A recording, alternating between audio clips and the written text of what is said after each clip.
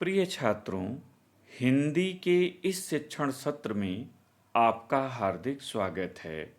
आज हम काव्यखंड के अंतर्गत प्रकृति के सुकुमार कवि सुमित्रानंदन पंत जी द्वारा रचित नौका विहार कविता के तीसरे भाग का अध्ययन करेंगे। प्रस्तुत अंश में चांदनी रात में नौका विहार के समय गंगा की अपूर्व छटा का मनमोहक वर्णन किया गया है।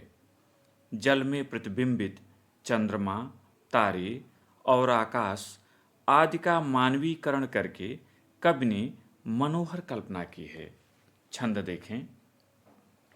नौका से उठती जल हिलोर, हिल पड़ते नभ के ओर छोर। विस्फारित नयनों से निश्चल, कुछ खोज रहे चल तारक दल।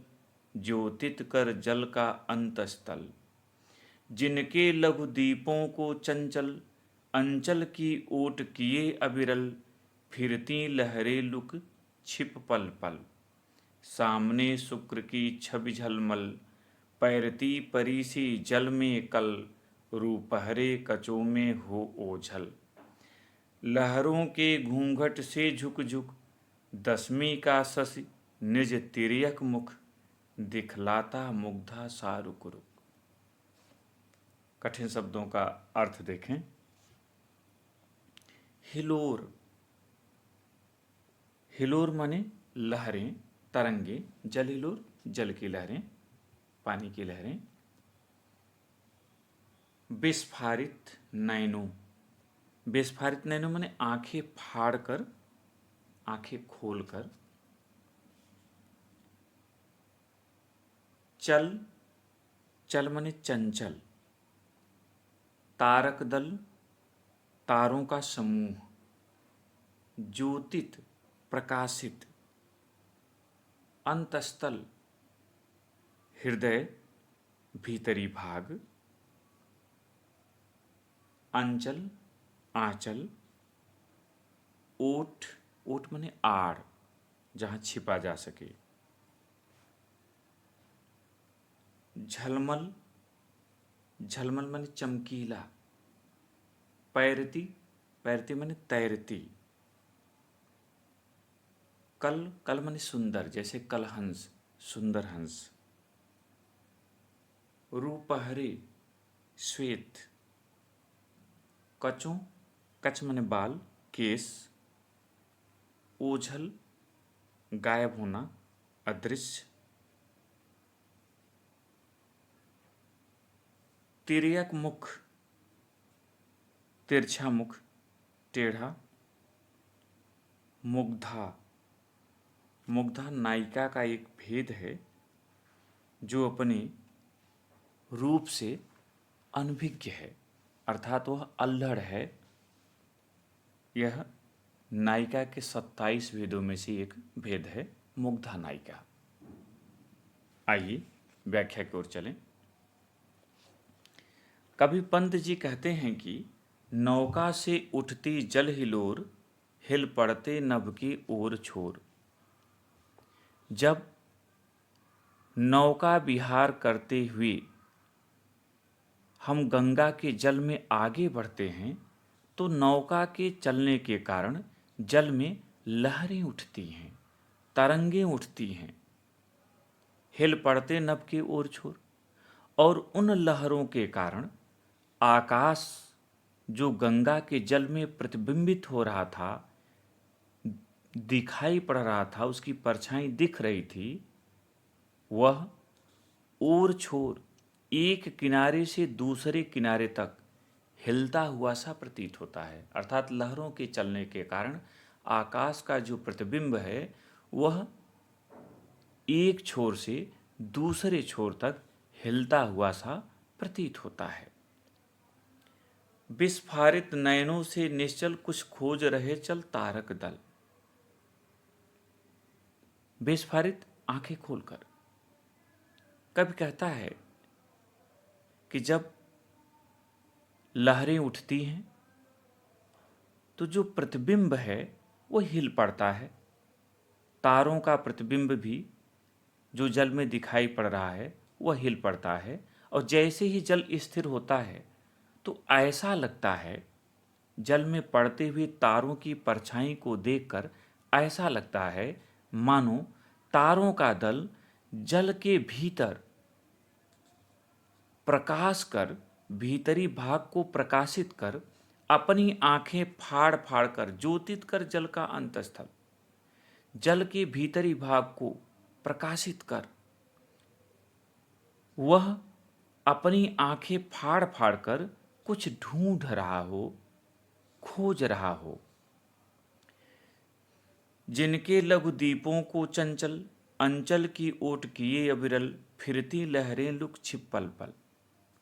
कवि कह रहा है कि गंगा में रह रह कर लहरें उठती हैं, चंचल लहरें उठती हैं और चारों तरफ गतिमान हो जाती हैं। उन्हें देखकर ऐसा लगता है जैसे वे लहरें अपने आंचल के ओट माने आड़ में तारे रूपी छोटे छोटे दीपक को, तारे यहाँ दीपक की तुलना की गई, छोटे छोटे जगमगाते दीपकों को छिपाकर फिरती लहरें लुक छिप पल पल, प्रतिक्षण लुकती छिपती, कभी दिखती और कभी छिपती हुई प्रवाहित हो रही हैं, अनवरत बह रही हैं। अर्थात जो तारे गंगा के जल में दिखाई दे रहे हैं वे लहरों के उठने के कारण कभी मध्यम पड़ते हैं, कभी तीव्र हो जाते हैं। उन्हें देखकर ऐसा लगता है कि गंगा से उठने वाली लहरें अपने आंचल की आड़ में छोटे छोटे तारे रूपी जगमगाते दीपकों को छिपाकर कभी दिखती हैं और कभी छिप जाती हैं, इस तरह से प्रवाहित हो रही हैं। सामने शुक्र की छवि झलमल, पैरती परीसी जल में कल, रूपहरे कचों में हो ओझल।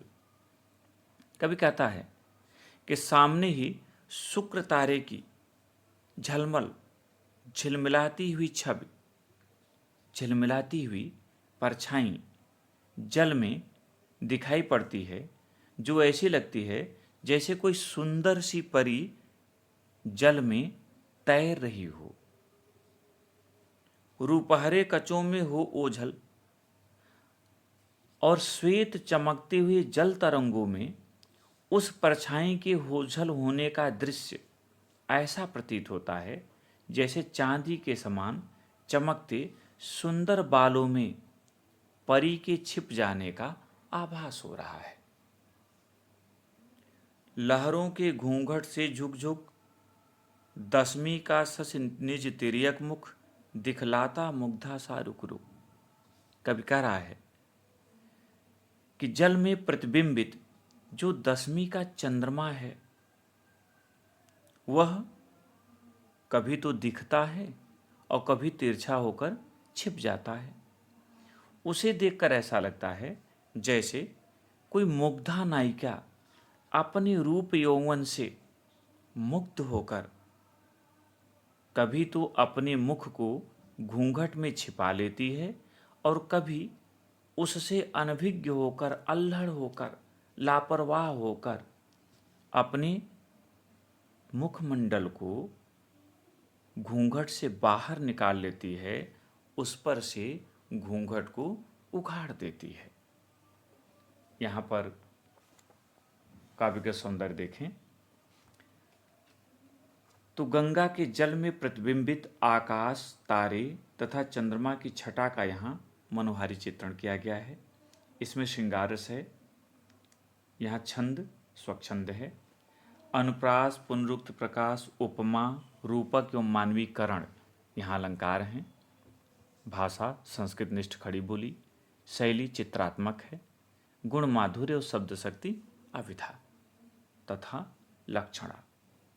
अब प्रश्नोत्तर पे चलें। पहला प्रश्न है, प्रस्तुत पद्यांश का शीर्षक तथा कवि का नाम लिखिए। उत्तर, प्रस्तुत पद्यांश का शीर्षक नौका विहार तथा कवि का नाम सुमित्रानंदन पंत है। दूसरा प्रश्न, रेखांकित अंश की व्याख्या कीजिए। और यहाँ रेखांकित अंश है, लहरों के घूंघट से झुक झुक, दसवीं का सस निज तिर्यक मुख, दिखलाता मुग्धा सा रुक रुक। उत्तर, कवि पंत जी चंद्रमा के बिंब की तुलना मुग्धा नायिका से करते हुए कहते हैं कि 10वीं का चांद कभी तो जल में दिखाई पड़ता है और कभी लहरों की चंचलता के कारण तिरछा होकर छिप जाता है। उसे देखकर ऐसा लगता है मानो नायिका अपने रूप यौवन से मुग्ध होकर कभी तो अपने सुंदर मुख से घूंघट को छिपा लेती है, सुंदर मुख को घूंघट में छिपा लेती है, और कभी उसकी ओर से अनभिज्ञ होकर अपने तिरछे मुखमंडल पर से घूंघट को उघाड़ देती है। तीसरा प्रश्न, गंगा में प्रतिबिंबित आकाश क्यों हिल उठता है? उत्तर, गंगा में प्रतिबिंबित आकाश नौका चलने के कारण उठने वाली लहरों से हिल उठता है। चौथा प्रश्न, प्रस्तुत पद्यांश में किसके मनमोहक सौंदर्य का चित्रण है?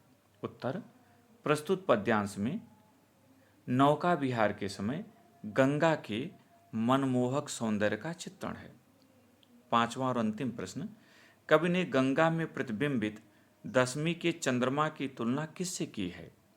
उत्तर, कवि ने गंगा में प्रतिबिंबित 10वीं के चंद्रमा की तुलना मुग्धा नायिका से की है। इस भाग में इतना ही। प्रश्नोत्तर को अपनी उत्तर पुस्तिका में लिखें और अभ्यास करें। बहुत बहुत धन्यवाद।